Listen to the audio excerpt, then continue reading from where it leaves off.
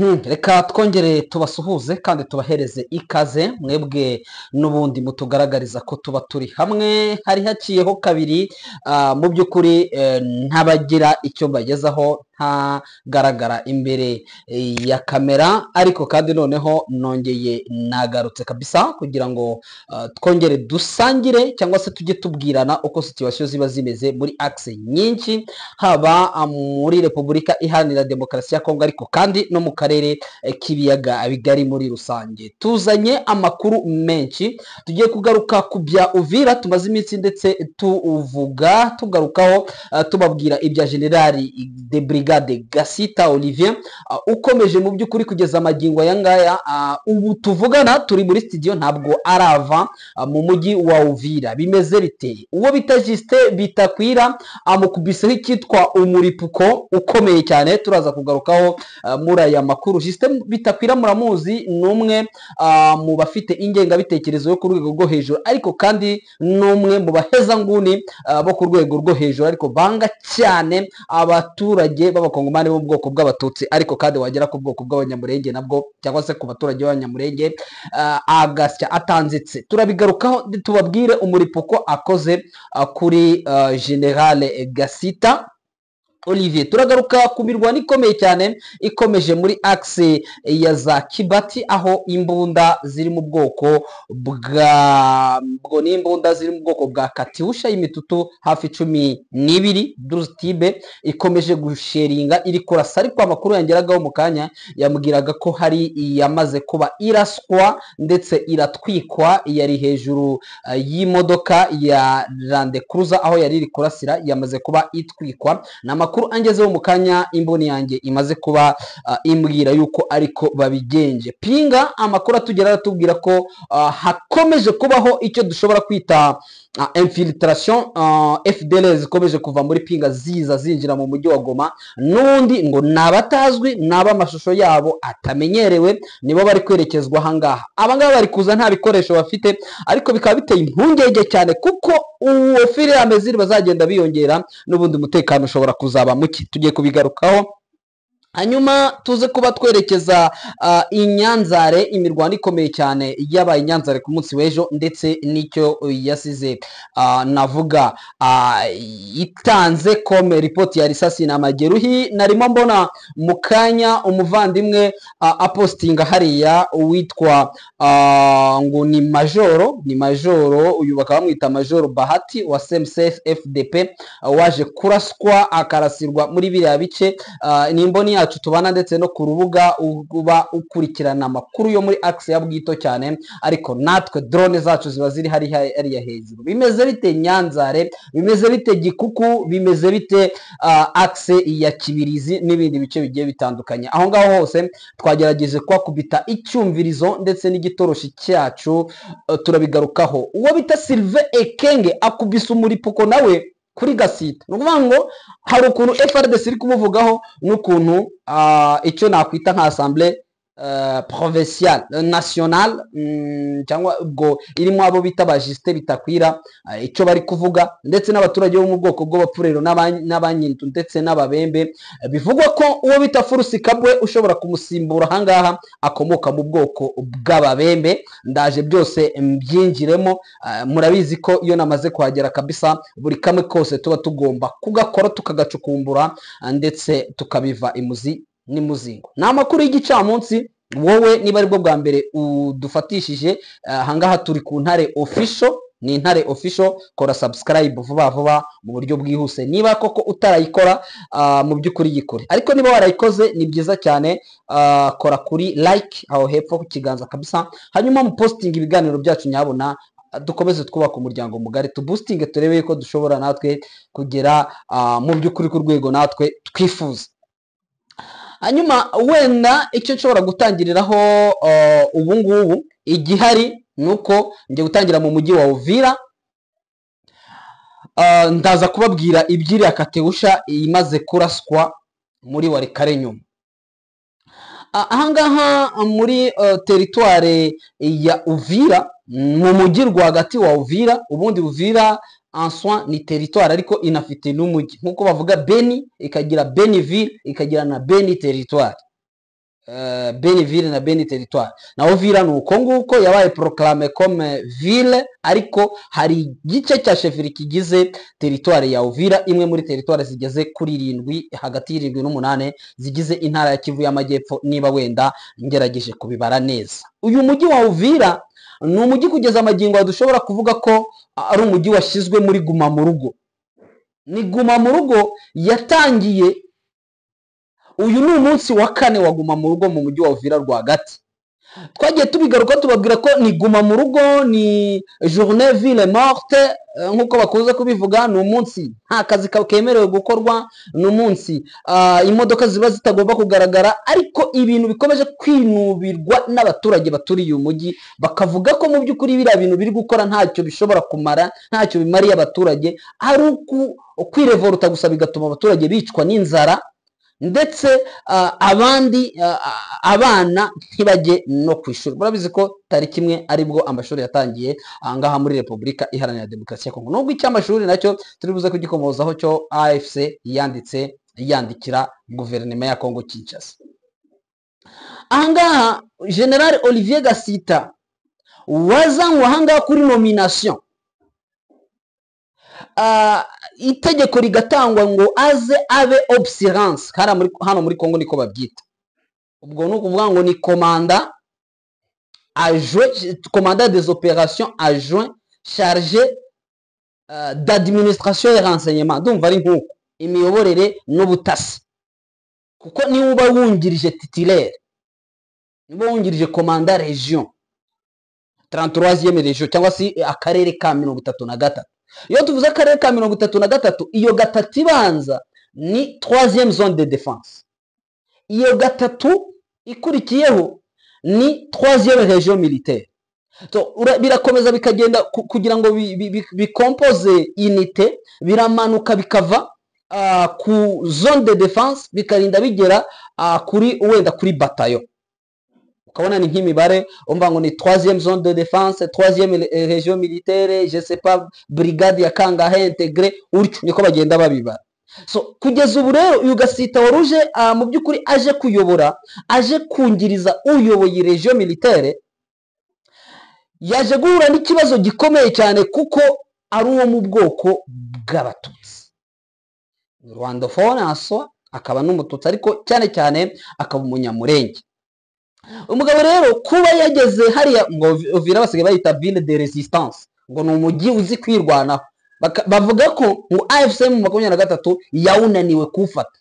AFC yananiwe gufata umujyi wa Uvira, niko babivuga abazalendo. Bavuga bati twese twagerageje gukora resistance, Bukavu uburyo yavuyemo zagoma ibikini bike, ariko bakibagiza Goma.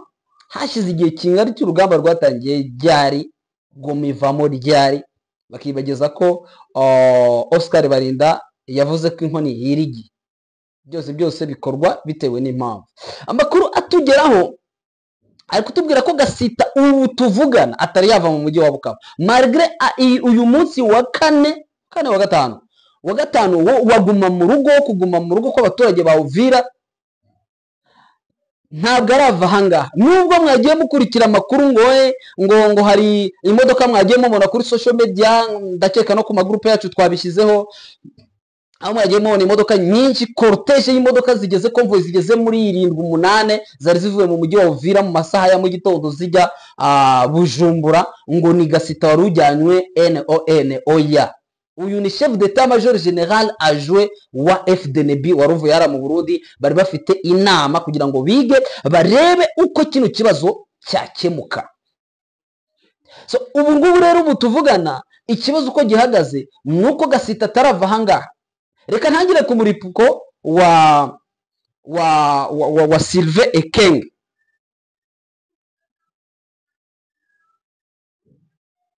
Sylvain Ekenge Bomusa, umuvugizi w'ingabo za FRDC. Uyu mugabo yavuze amagambo akomeye cyane, ngiye kuyavuga, ntabwo ndi bujye gukora ibintu, ntabwo ndi bujye kuvuga ibintu bidahari. Ofire ya mezirike dufite ndetse na audio yiwe tukaba tuyifite. Ati ibiri gukorwa byose ngo ni uburyo bwo gushaka kubagaba, ngo hari ikibyihishe inyuma ngo gishaka gutandukanya FARDC na Wazalendo, kiri gutuma imitwe ya Wazalendo ndetse n'abaturage bishyiramo General de Brigade Gasita ngo yuko ashobora kubagambanira. Ndagaruka ku muri poko wabitakwira mu kanya.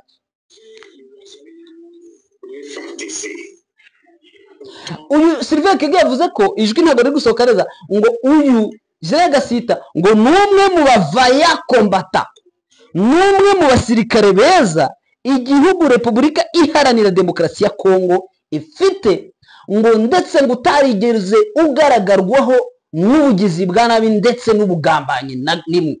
Ni Sylvain Kege. Mwibuke ko dusubiye inyuma gato, General de Brigade Gasita yari twaisi wa General Yave, General Major Yave. General Major Yave niwe wari komanda region i Bukavu. Bukavu ifatwa yahavuye 24 heures avant, bishatse kuvuga ko yavuye amasaha 28 mbere yuko AFC inafata n'ikibuga cy'indege cya Kavumu, kandi Kavumu ni muri territoire ya Kabare. Hanyuma bamaze kuhafata bo barahava barahunga, bahungira mu mujyi wa Uvira direct bitewe n'ikibazo cya Wazalendo. General de Brigade Yave ahita yerekera mu gihugu cy'u Burundi i Bujumbura. Mwibuke twakubise umuripuko twari twahawe ngo General Gasita bamurasiye muri plaine ya Ruzizi, ko General Gasita we yasigaye inyuma. Mubyibuka neza, asigaye inyuma ndetse baranamuhiga cyane ngo bamurase aba Wazalendo. Birangira niba yaranyuze he ntimumbaza, niba yakoze ibya gisirikare birangira abacitse avuye muri biriya bice. Ubu rero General Yave yarafashe arafungwa, ubu tuvugana Lindolo. Gasita ntiyafungwa. Ubwo busobanuro ntabwo mubwumva, bishatse kuvuga ko uwatumye Bukavu ifatwa ni General Yave, ariko General Gasita we wasigaye inyuma ndetse agashaka kwivuganwa na Wazalendo. We uyu mugabo Sylvain Kenge atangaje ko uyu Gasita ngo ari umusirikare mwiza. Ubwo turimo turainterpreta ibyo bavuze, ntabwo turikorera analyse zacu. Bavuze ko FARDC, biragaragaza ko FARDC ishobora kuba ishyigikiye Gasita mu buryo bumwe, ariko muri ya cadre yo gukuvura icyuho gishobora kuboneka muri FARDC igihe General ubundi Gasita baramubwiye ngo ave hari. Rero sinzi ahandi mategeko yaturutse, bikekwa ko ashobora kuba yaraturutse kwa Masunzu, bagati nuva aho ngaho uri general wabaye affecté, biraba bidukojeje isoni, dore twanze bene wacu turabishe turabamaze, turwana nabo tuvuga ko ari abanyarwanda, ati bo bigumuye ku bintu bidasobanutse, ati bo nta kibazo bari bafitanye na Kongo, nibo hubwo babi. Biraba bigaragaye ko twebwe burya nta nicyo turi cyo. Rero niyo mpamvu kubona bari komeza guhuzahuza ibidahuzika. Umuzalendo akavuga ati twebwe ntibiri bukunde, uko turacyafite danger, turacyafite ikibazo, twe tugifite Gasita mu mujyi wa Uvira.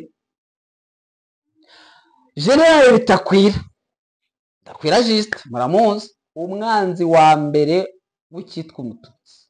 Umwanzi wa mbere yavuze ngo je les ai vus, ariko se buriya koko je les ai vus venir, banza ariko yavuze, niba ngerageje nko gukonjega neza, ati nge nababonye baza bava mu Rwanda. Bitakwira abanyamurenge bafite amateka yo muri Kongo mu ma 1800 mbere yuko Kongo inabaho, mbere yuko Etat indépendant du Congo EIC yabaye 1885 ibaho, cya Conference de Berlin yayihamagajwe na Bismarck. Wababonye baza,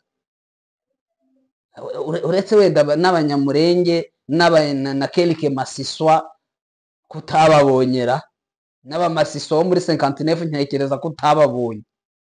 Abo muri 59 yababonye wari uhari, burabazi wenda aribo bitwa impunzi.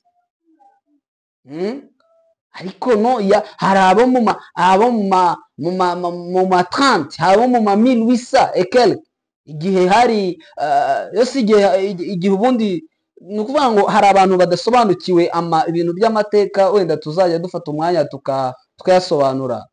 Benshi bakaba batazi amateka yabo, bo gusa baba bati ni uko tuvuka ahantu runaka gusa nta kindi, ariko vraiment ni abakongomani par origine, ntabwo ari par acquisition, ni par origine, ni inkomoko ahantu basogokuru bawe baba baravukiye, basogokuruza. Ibyo bintu wajya kuvuga ngo ni ibiki? So bitakwira rero akubise icyitwa umuripuko ku rwego rwo hejuru, aho utangiriye Bunagana ati twagiye tubona atabarwana bagatsindwa aribo bagiye bahabwa inshingano nziza. Ati uyu Olivier Gasita niwe watanze Bukavu, ati n'ubundi ikintu aje gukora, ataje gutanga Uvira, ndetse ingabo z'u Burundi ngo nizibe maso zitangire zifunga umupaka wazo, ngo kuko ngo z'abashinzwe logistique, z'abashinzwe administration, z'abashinzwe renseignement, ngo ashobora kuzajya yima ngo ibikoresho bya Wazalendo. Gusa hari kigaragara ko General Gasita adashobora gukorana na Wazalendo. Hari byanga bigoze uko byagenda ko ariko kose ntabwo bishobora gukunda, babibonye, niyo mpamvu bari kubirwanya. So ubu tuvugana, niba hari kuvugwa ko bita Force Kabwe ashobora kumusimbura, Force Kabwe akomoka mu bwoko bw'Ababembe. Lieutenant General Sikabwe akomoka mu Babembe, niyo bari kuvuga, ariko kugeza amagingo ubu tuvugana ntaraza. Ariko wibuke ko yahamagajwe nawe na Inspecteur General wa FRDC, kuko uyu Force Kabwe niwe wari ukuriye ingabo zo muri aka karere, nawe n'ubundi niwe bari kuvuga bagiye kugarura. So urumva ko n'ubundi nta Gasita nta Sikabwe. Reka nisimbukire ku miripuko. Nayo ibya Gasita byo nimugenda mubikurikira ku binyamakuru bavuga ngo yagiye, ziriya modoka zatambutse zarimo general cyangwa se chef d'état major general adjoint, cyangwa se uwungirije umugaba mukuru w'ingabo, uwungirije prime Niyongabo niwe wari waje mu nama hariya. Zira komvo 8 ziri kugenda nizo yararimo. So gihe cyonzi cyo societe civile mukanya maze gutangaza ko ngo General Gasita bataragenda, ngo imyigaragambyo guma mu rugo igize ute irakomeje. Muri axe ya Walikale imirwano yakomeje ku rwego rwo hejuru. Mwabantu mwebwe wenda akagripe, impamvu mutatubonaga akagripe kari karimo kadukubita katatworoheye, ndakekane nayo mpamvu tutagaragaraga kuri kamera, ariko ubu ngubu birimo biraza porepora, ariko nubwo bitarakunda neza ariko birimo biraza. So sorry, amakuru tujya tubwira ko imbunda za Gatiusha zigeze mu mbunda 5 ziri muri axe direction ya Kibati Mingazi Kibua, ziri gusheringa mu misozi ya za Gasopo. Imwe yarasiwe Kibua buriya nuvangu iragabanywa, abantu bajya babyumva. Kibua ntabwo yose mama 23 iyirimo, iri mu gace gato na leta ikaba mu kandi gace. So uko byagenze rero, n'imbunda yari iri gusheringa iri kurasa ku rwego rwo hejuru cyane, ya 12 tibe, ndumva ni imitutu 12 muze kunyihanganira, ntabwo situation sanitaire imeze neza. Urumva ko yari iri kurasa, ariko kwa kundi copy paste cyangwa photocopy na hano muri axe ya kwa Madimba no mu mujyi wa Goma, za Kimashini, za Burengo n'ahandi, ukuntu babaga bagenzi ibunda bari kurasa hejuru, bari kurasa kwa Madimba, bari kurasa za Karuba, bari kurasa hejuru, bimwe bikagenda bikagwa na za Mushaki n'ahandi. Uko nguko nuko bari gusheringa, n'ubundi barohereza barayirasa, bayitwitse. Amakuru dufite nuko bayitwitse, gusa ntimumbaze ngo mbese ngo bari yiriho byagenze bite. Urumva ntabwo ari imbunda iraswa n'umuntu umwe, namwe murabizi kubasobanukiwe, ni imbunda ishobora kuba itari kuraswa n'umuntu umwe. Ndakeka wenda abadukurikiye baza abo bita barana musobanukiwe yuko ari imbunda ibirinzwe nayo ubwayo, uretse kuba iri kurasishwa wenda n'umuntu urenze umwe, nayo ubwayo ibirinzwe n'abandi basirikare. Ubwo hari imibare twamaze kubona ahangaha yabahaguye, ndetse na ya modoka y'ubwayo bahita bayishiririza ikaba yamaze kuba nayo ihindurwa. Ni ibintu ndakeka dufite n'ifoto yayo, drone yacu yamaze kuba iyifotora iyitwereka iyo mbunda yatwitswe. Niyo ni ukuvuga ngo yatangiye kurasa mu masaha ya saa 3, ije mu kanya mu masaha y'isa 5 n'iminota 3 hafi aho ngaho bamaze kuba bayitwika. Hanyuma wenda ikindi dushobora kugarukaho ni muri Nyanzare, mbere yuko wenda mvuga akantu kameze wenda nk'amakuru nshobora kuba ndi gutanga, n'inzego z'umutekano za AFC mu 23 zigomba kuba standby kuri iyo situation y'ubucengezi ikomeje kugenda ikorwa, aho wazalendo aba FDLR babaga muri biriya bice batazwi neza muri Goma bari kujya biyemfilitra bakagaruka, bisaba ya maresansema yateguwe gukorwa mu mujyi wa Goma kuyaramforusa cyane no kubihereza imbaraga, akamenyekana abantu baba bari kwinjira, akamenyekana abantu baba basohoka, ikiba kibazanye babe barahungiye. So ibijyanye n'urujya n'uruza mu mujyi wa Goma ubona ko M23 byo yabyiyureye, ntacyo ahanini baba bitayeho, bitewe gusa ofirame zire bari kugenda biyongera baba benshi, ushobora kuzateza umutekano muke. Buriya yagukanze ntiba mw'inturo. Ntekereza ko ibi bitero uri kubona biri kujya byibasira muri Nyiragongo ndetse no mu nkengero z'umujyi wa Goma, abantu bakabaye bareba iyo biri kuva.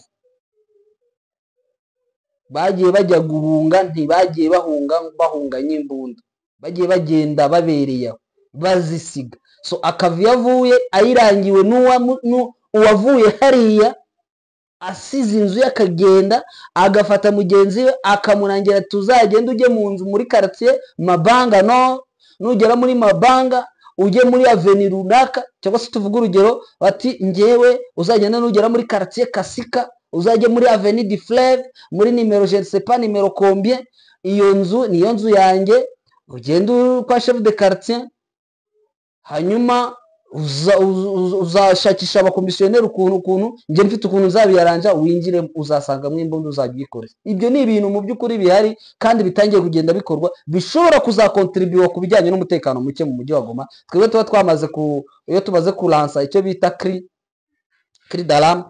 d'alarme, ubwo buriya tuba twamaze kubimenyesha, ndakeka n'intare za Sarangwe nazo ziba zibizi neza, ababishinzwe bamaze kubibona. So cyane cyane ariko to insista ku ba chef d'avenue, aba chef de cellule, surtout chef de quartier we ni umuntu mugari, biragoye.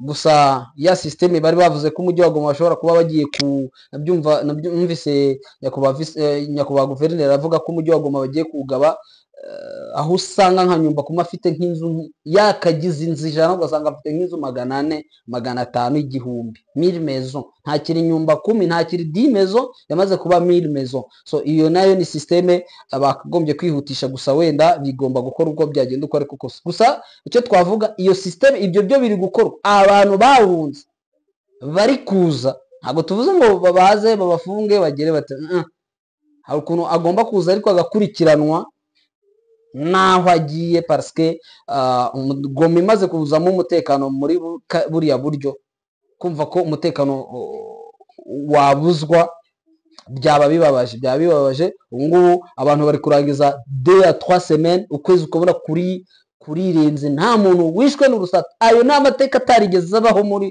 mujyi wa Goma kabisa. Kumva icyumweru gishize nta muntu upfuye, kumva quartier runaka ibaye ikarangiza ukwezi 2 nta muntu usahuwe. Ibyo bintu ntabwo byigeze biba mu mujyi wa Goma na mbere, ntabwo byabagaho. So urumva ko rero ni ibintu bimaze kuba byiza. Rero ibintu bimaze kugera kuri urwo rwego ntabwo byakabaye bigira biti. Gusa amakuru yatugeze yuko hari abari guturuka Walikale bakaza mu mujyi wa Goma, kandi bashobora kuba barimo FDLR. Ikindi wa mugane hari umuntu nakurikiye ari kuvuga ko n'abarimo nabo ubwabo ntabwo barabarangizamo, none hari kuza abandi n'abarimo hari abakihishemo baracyafatwa. Ntekereza ko rero AFC 23 icyo kintu yakomeza kugenda wenda ireba uko yagihandoringa. Hanyuma wenda muri Nyanzare nari nsimbukiye, ni imirwano yatangiye yabaye ku munsi w'ejo, wenda benshi batagiye bamenya. ariko Nyanzare, Kikuku ndetse na Kibirizi humvikanye imbunda nyinshi. Hari CMC-FDP cyangwa CMC Nyatura yo kwa Dominique Ndaruhutse, iyi ngiyi birimo FDLR Foka, barabana barakorana, nta tandukaniro. nimvuga ni FDLR gusa ntacyo, nkuko bivuga ngo ntago ari FDLR ngo ni CMC, ni bamwe babagabye igitero muri ibi bice muri objectif n'ubundi yo kudestabiliza ahantu bacengera, bakaza mu gutera mu Nyanzare, batera Nyanzare. Vraiment mwa baturage mwe muturiye biriya bice muhuguke murebe ko ngewe mwambita aba partisan de la paix, ariko nkanabereka ko amahoro ni inyungu zanyu kuri mwebwe muba mudukurikiye. Rero niba muzakomeza guhishaduye akaza akaba muri mwe ngo nuko ari umwana wanyu, ikintu cyo kuvuga ngo muzabona amahoro, sinzi force za M23 ngo zizabakorera iki, kandi hagomba kubaho communication iri étroite hagati yanyu n'abasiri n'inzego z'umutekano. Igihe cyose rero muzaba mutari kubikora, c'est vrai, babwije ukuri ko bizagorana kugira ngo amahoro n'umutekano bigaruke iwanyu. Murebe utundi duce muri axe ya za Kanyabayonga, axe ya za Kirumba, axe ya za Alimbongo, axe ya za Kipese, axe ya za ibyo bice byo bibagiwe n'amasasu, siko bimezera, bibagiwe amasasu. Buri ugeze nk'igicanga ukavuga ati intambara, iyo turi kuvuga n'intambara bakatwumva abanyagicanga baza Burungu za Mushaki zaye, avuga ati ariko ibyo bintu izo ntambara muzikura, ati intambara tuzi ko zarangiye kera. Bahubwo baravuga ngo turi kubabeshya ngo twazihimbye, ariko bamaze kwibagirwa icyitwa intambara. Namwe rero muri Bwito murebe kure kabisa, ntabwo izo nsore zanyu zishobora kuzafata agace ngo zigakontorore, ntibishoboka.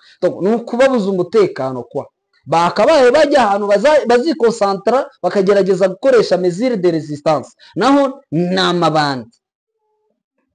Ngewe hari umusaza nashimye wahangaha muri territoire ya Kabare hafi ya za Ruhihi hariya,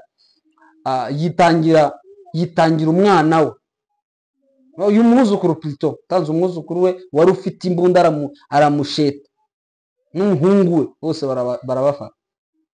Sinzi rero mwebwe niba mwabikora. Hanyuma wenda ngana ku musozo, ndumva turiya duce twa za Pinga natugezeho. Hanyuma ingabo za Uganda zahuye n'uruva gusenya muri Turi, aho zatezwe ambushe yo ku rwego rwo hejuru cyane. Ariko ibinyamakuru bikomeje kwandika Olivier Gasita ikometrizable il appuyé par le gouvernement. Sinzi ko biraza kuba bigenda bite, ibintu biraba ibindi. Ndimo ndabona Gasita ari uri kuzunguruka hirya no hino ku mbuga nkoranyambaga.